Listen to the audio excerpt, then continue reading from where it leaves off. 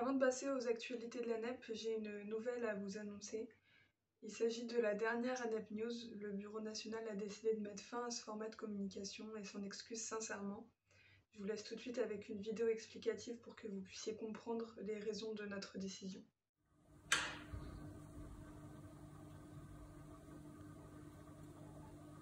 Poisson d'avril. Trêve de plaisanterie, nous allons maintenant pouvoir passer aux actualités de l'ANEP et à ce qu'il s'est passé de novembre à mars. Le week-end du 21 et 22 novembre s'est déroulé le 7e congrès de l'ANEP. Nous avons pu nous former et échanger sur le thème de la maternité. Ce congrès s'est déroulé en distanciel pour respecter les mesures sanitaires en vigueur. À cette occasion s'est déroulée l'Assemblée générale ordinaire de l'ANEP. Le mandat de 2019-2020 a alors pu présenter son bilan d'activité et démissionner et laisser place à l'élection du nouveau bureau national de l'ANEP.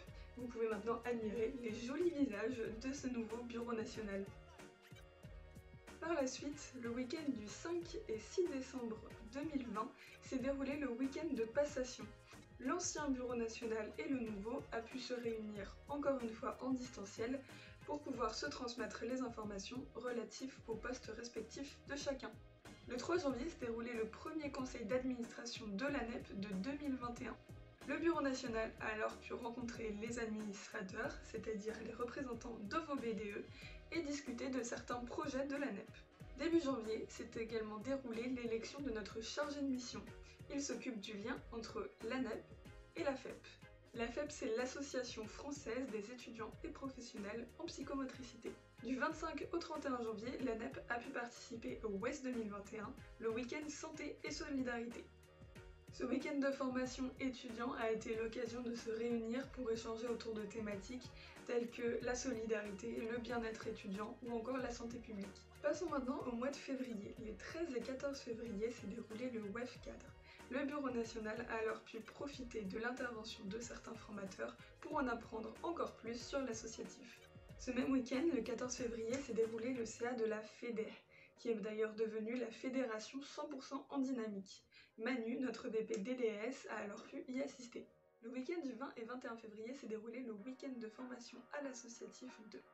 Le Bureau national a alors pu animer des formations et des groupes de travail sur différentes thématiques. On a pu échanger autour des droits étudiants, de la réingénierie ou encore des événements solidaires en temps de Covid.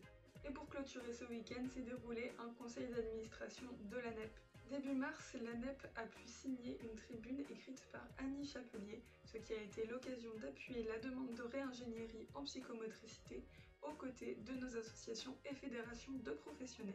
Toujours en mars, l'ANEP a pu participer au séminaire du Centre national d'appui à la qualité de vie aux étudiants en santé, le CNA pour les intimes. Ça a été l'occasion de faire un retour de terrain sur la qualité de vie des étudiants en psychomotricité.